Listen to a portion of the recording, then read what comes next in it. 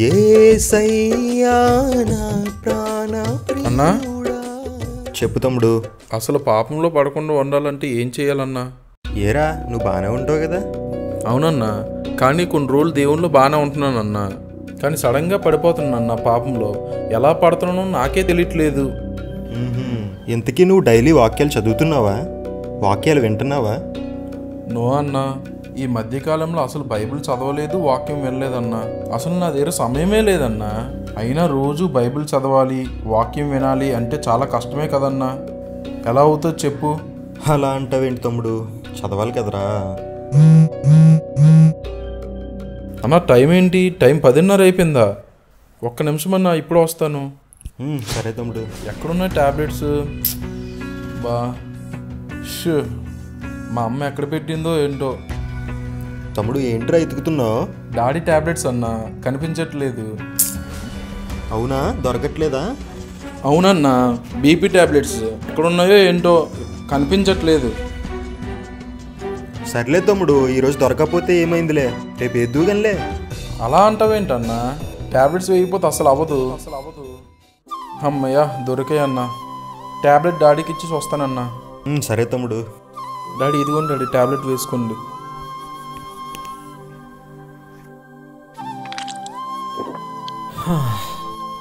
అయిపోయిందా? అవునన్నా, ట్యాబ్లెట్ వేసాను. తమ్ముడు ఒకసారి ట్యాబ్లెట్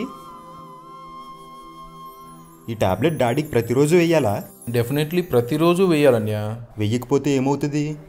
ఏమవుతుందంటే సడన్గా బీపీ పెరిగిపోతుందన్నా. నిజమే తమ్ముడు, ఈ ట్యాబ్లెట్ డాడీకి ప్రతిరోజు వేయాలి, లేదంటే ఎప్పుడు బీపీ పెరుగుతుందో మనకు తెలియదు. అలానే ఈ వాక్యం అనే ట్యాబ్లెట్ కూడా ప్రతిరోజు మనం వేసుకోవాలి తమ్ముడు, లేదంటే ఎప్పుడు పాపంలో పడిపోతామో మనకే తెలియదు. ఆఫ్టర్ ఆల్ శరీరంలో ఉన్నటువంటి రోగాన్ని తొలగించడానికే ఈ ట్యాబ్లెట్ డైలీ వేసుకోవాలంటే పరలోకం వెళ్ళేటువంటి ఆత్మకున్న పాపాన్ని వదలగొట్టే మెడిసిన్ ప్రతిరోజు వేసుకోవాలంటావా వద్దంటావా? ఆలోచించు. అందుకే శరీరానికి సంబంధించిన రోగానికి ఈ మెడిసిన్ ఎంత అవసరమో ఆత్మకు సంబంధించిన పాపానికి కూడా ఈ మెడిసిన్ అంతే అవసరం. అందుకే డైలీ వాక్యాన్ని చదవాలి, వాక్యాన్ని వినాలి, లేదంటే పాపంలో తప్పకుండా పడిపోతాం. నిజమే కదా ప్రియులారా? మన శరీరానికి ఒక రోగం వచ్చి డాక్టర్ దానికి మెడిసిన్ ఇచ్చి ప్రతిరోజు వేసుకోమని చెబితే ఒక్కరోజు కూడా మిస్ చేయకుండా మనం ట్యాబ్లెట్ వేసుకుంటామే. మరి అలాంటిది నీ ఆత్మకున్నటువంటి పాపం అనే రోగాన్ని తొలగించే ఏకైక శక్తి కలిగినటువంటి దేవుని వాక్యాన్ని ఎంతమంది ప్రతిరోజు చదువుతున్నారు?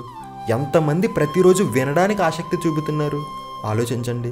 బిజీగా ఉండే నీ జీవితంలో ఒక అరగంటైనా దేవుని కోసం సమయాన్ని కేటాయించగలుగుతున్నావా?